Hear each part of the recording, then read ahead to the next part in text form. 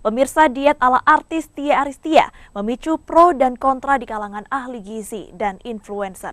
Kritik salah satunya datang dari influencer sekaligus nutrisionis Julia Balchun yang menilai diet ala Tia tergolong ekstrim dan bisa berdampak negatif bagi pengikutnya.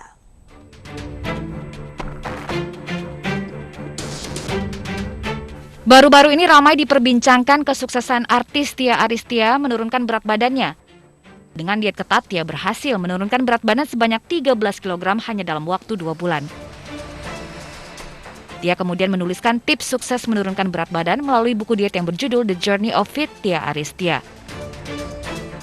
Namun buku ini justru menuai kontroversi dari kalangan masyarakat hingga influencer sekaligus nutrisionis Julia Balchun. Dalam akun Instagram pribadinya, Julia mengkritik pola diet Tia yang dinilai ekstrim dan memiliki dampak negatif pada kesehatan orang yang mengikutinya. Julia Balchun menyoroti poin-poin janggal terkait diet di dalam buku Tia, diantaranya mengenai sayur-sayuran yang menjadi penyebab kegemukan.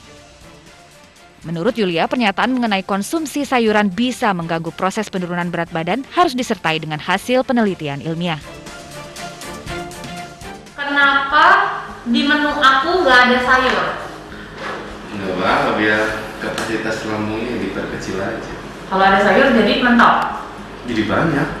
Tapi apa benar sayur itu menghambat penurunan berat badan?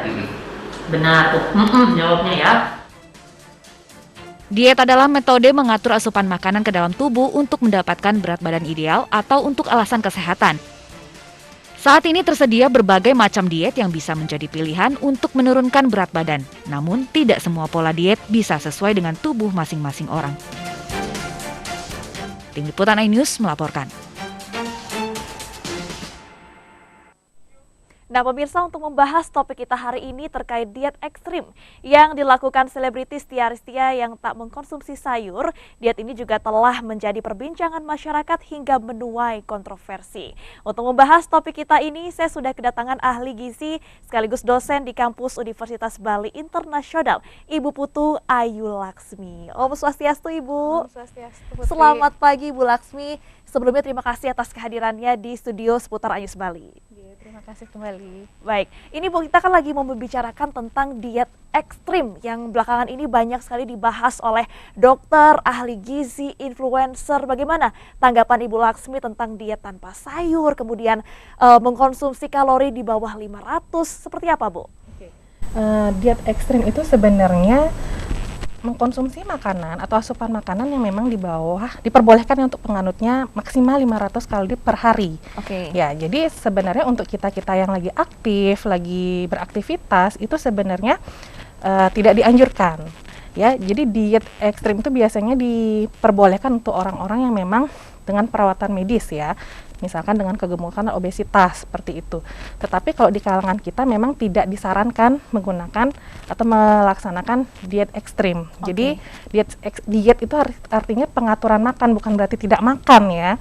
Jadi kita harus mengkonsumsi beraneka ragam makanan. Yang diatur adalah pola makan. Jadi pola makan itu dari porsinya, terus jenis makanannya, kemudian cara pengolahan dan frekuensi makan. Jadi biar nggak ekstrim, yang namanya ekstrim pasti dengan drastis ya. Betul. Mengurangkan, sedangkan kita yang usia produktif ini sehari itu normalnya rata-rata 2000 sampai 2800 kalori. Itu sesuai dengan aktivitas, usia dan jenis kelamin kita gitu ya. Betul, jadi ini sangat ekstrim dari 2500 idealnya, dan tentunya ini disesuaikan dengan tinggi badan, berat badan, aktivitas seperti itu. Nah mungkin ini perlu kita luruskan untuk pemirsa yang ada di rumah ya Bu Laksmi terkait dengan statement sayur ini bisa menambah berat badan, justru serat yang terkandung dalam sayur ini bisa membantu ataupun juga menambah berat badan kita. Ini bagaimana Bu? Itu benar?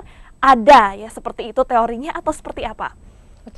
Jadi kalau dikatakan kita tahu sayur itu mengandung apa? Mengandung serat. Jadi serat itu merupakan salah satu dari turunan nutrisi mikro ya, makro. Jadi dia dari karbohidrat kompleks. Jadi karbohidrat kompleks itu artinya terdiri dari lebih dari 2 molekul gula gitu ya. Jadi otomatis rantai ininya lebih panjang. Jadi mencernanya juga akan lebih lama gitu. Jadi lebih lama, otomatis ini bagus sekali untuk diet sayur ini. Salah satunya kan dia tinggi serat sebenarnya. Dan itu juga dengan memperpanjangnya rantai gula ini. Jadi metabolisme kita lagi lebih mencernanya lebih lama, serta rasa lapar kita menjadi tertunda. Jadi dia sangat baik untuk diet. Jadi lebih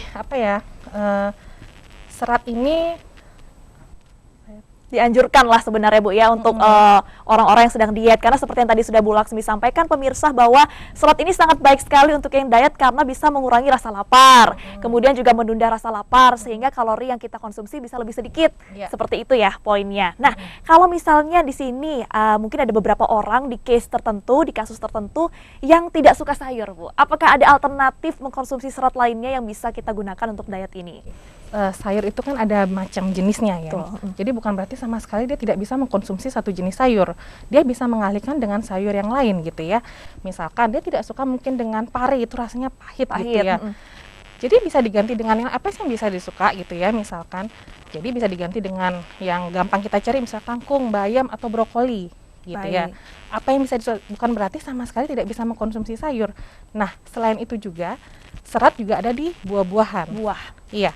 Tapi bukan berarti mengkonsumsi buah aja seratnya tercukupi, karena dalam ilmu dan penelitian-penelitian sudah ada, satu jenis makanan itu tidak mengandung semua nutrisi yang dibutuhkan dalam tubuh, baik zat gizi makro maupun mikro seperti itu. Jadi jenis pilihannya ini makanannya harus beragam supaya bisa memenuhi kebutuhan gizi kita kebutuhan gizi yang diatur jumlah dan porsinya. Baik. Karena sesuatu yang berlebihan itu yang akan berlebihan ataupun kurang itu yang akan merusak kondisi tubuh.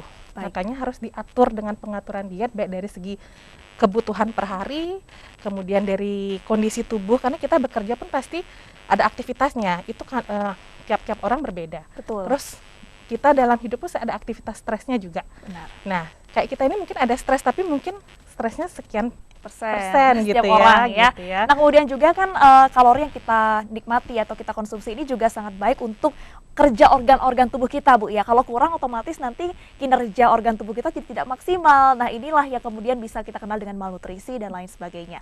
Kemudian Bu, kalau tadi Bu bilang bahwa buah ini juga bagus, kan banyak nih alternatif untuk pemirsa yang tidak suka makan buah langsung, bisa di jus nih Bu. Nah, ini jus yang baik itu sebaiknya disaring atau langsung diminum beserta ampasnya Bu? Kalau untuk ini sebenarnya sarinya. Ya, tergantung jadi jenis buahnya. Kadang buah itu ada beberapa buah yang kandungan vitaminnya dan mineralnya ada di kulit. Ya, jadi tergantung kitanya sekarang kita butuhnya apa. Kalau sekarang untuk usia anak-anak lebih baik disaring. Ya, karena balita itu kan sudah dikenalkan dengan MPASI ya. Jadi lebih cair dia ya teksturnya. Kalau kita saran saya lebih disaring ya, lebih aman. Iya, jadi pencernaan di dalam usus dan lambung lebih aman. Baik. Nah, ini juga pemirsa dituntut untuk lebih aktif mencari informasi nih berarti Bu ya, dan juga mengenali seperti apa nih kondisi tubuh kita, aktivitas kita seperti apa, rajin searching juga sehingga tidak mudah untuk menelan mentah-mentah begitu saja ya Bu ya. Nah, lantas bagaimana nih Bu cara mengatur pola makan yang baik dan benar supaya nutrisinya tetap terjaga, supaya kita juga bisa mendapatkan berat badan ideal yang kita inginkan, semuanya bisa berjalan dengan lancar tapi bisa menunda rasa lapar juga. Apa Bu, bagaimana? Iya, kalau untuk diet yang benar gitu ya, untuk tadi yang dibilang Mbak Putri, untuk menunda lapar agar tetap kondisinya sehat. Jadi sekarang kita lihat tujuan dari masing-masingnya. Kalau tujuannya hanya untuk menjaga kesehatan, kita harus hitung. Kayak Mbak Putri ini misalkan butuh kalori 2.500 misalkan. Ya kita lihat, kita coba dicek dulu, di anamnesa dulu. Mbak Putri kemarin makannya apa ya? Dihitung nih per harinya dari pagi sampai malam. Terus dibandingkan dengan kebutuhan. Kalau memang sudah sama, oke, bisa diteruskan. Dan kita lihat juga kalau orang, kita kan lihatnya proporsi, kalau perempuan ya, jadi mikirnya proporsi penampilan gitu ya dulu ya, belum mikirin tapi ujungnya pasti akan kesehatan dan kebugaran ya. Jadi kenapa sih perempuan ingin cepat langsing, ingin cepat kurus gitu, tapi hati-hati juga, jangan mikirnya kurusnya, tapi tujuannya adalah bagaimana tubuh ini sehat. Betul, ya, karena diet ini jangka panjang ya Bu, langsung jangka panjang gitu. Jadi kalau diet ekstrem, oke cepat dia kurus. Kita nggak tahu sistem organ tubuh kayak jantung, ginjal, yang ada di tubuh itu kan butuh nutrisi. Benar. Kalau dia bisa ngomong, saya kapan dikasih makan, mereka akan terkikis dan rusak jadinya. Betul. Seperti itu. Nah, kemudian untuk orang yang menjalankan program diet ini kan biasanya kalau untuk menunda lapar itu kan kita ngemil ya Bu ya. Ngemil apa sih yang sehat yang bisa kita jadikan alternatif pada saat kita menjalani program diet Bu?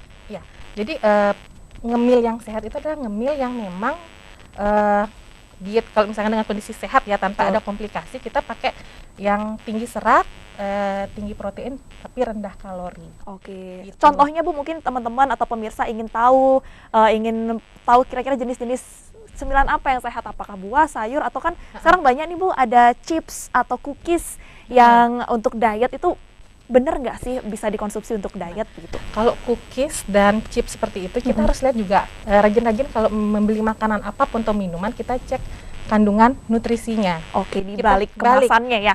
Jadi kita harus cek di balik kemasan itu berapa sih gula yang ada, berapa sih karbohidratnya, kita bagi 4.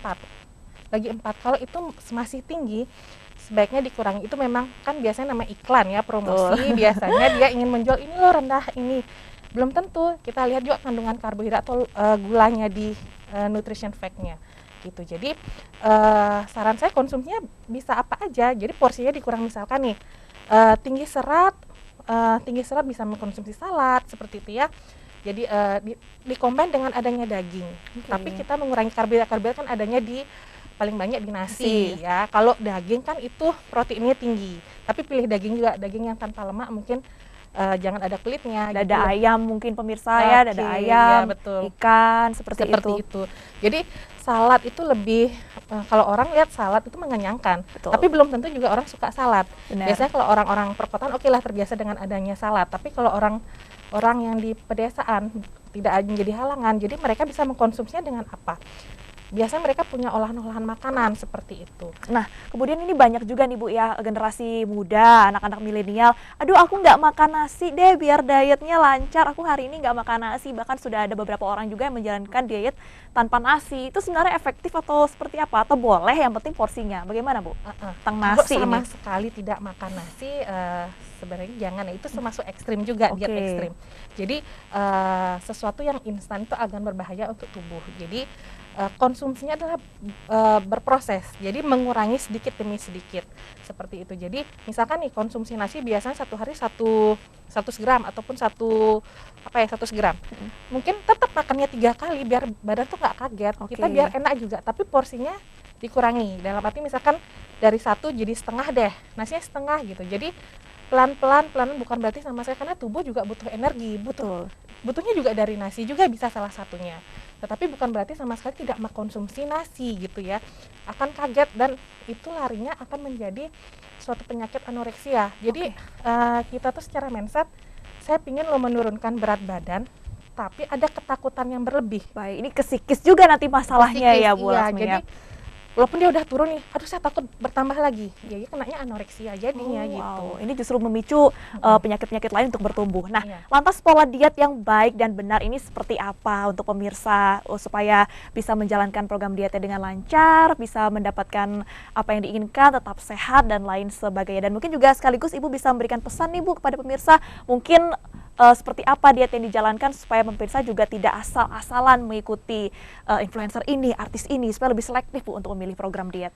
Oke, untuk diet yang benar gitu ya, jadi kita selalu kita lihat dari kondisi masing-masing orang itu sendiri. Jadi memang diatur oleh ahli gizi ataupun tenaga kesehatan yang mengerti di bidangnya. Kita harus hitung kebutuhan seharinya berapa sih, dan kita bandingkan dengan yang sudah dia dia makan atau asupannya. Jadi antara input dan outputnya harus balance. Baik. Ya, jadinya yang dimakan dan yang dikeluarkan harus sesuai dengan kebutuhan. Nah, misalkan dengan berat badan berlebih, dia mungkin dengan pengaturan makannya tetap dengan makan seperti biasa.